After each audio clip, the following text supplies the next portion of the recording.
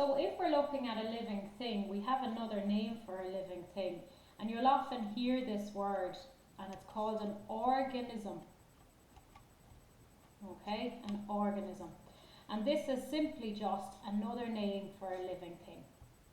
So you will hear these being interchanged, organism and living thing. We have 5 big groups of living things. Okay, so we have animals, of which we are a member of. Okay, that's a living thing. The next big living thing we have is plants. Again, we know plants, so your trees, your flowers, all of those are part of the plant family. However, we also have 2 other families that maybe you're not sure about, called bacteria and fungi. And this is their plural.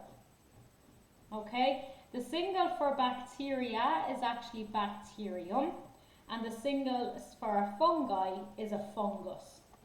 And finally then, we have others then which don't fit into any of these, but they do still belong to living things. So obviously we know a lot of animals. We have humans, you have fish, all of those animals.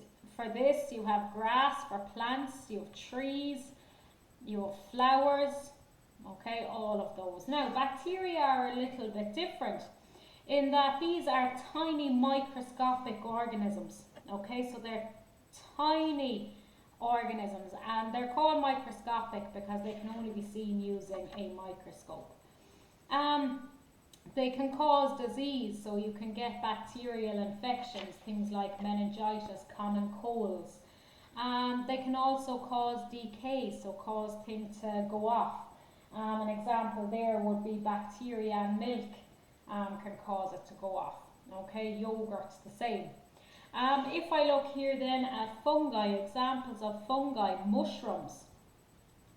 Okay, you have mold, so the mold that is formed on bread, that's a fungus. And yeast.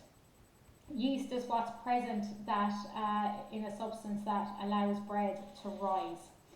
In others then, we have this called amoeba. Now you don't need to know anything about that, but probably the biggest one that fits under others is seaweed. Okay, so doesn't fit into animals, plants, bacteria or fungi, but it is still a living thing, so it's classed here under others.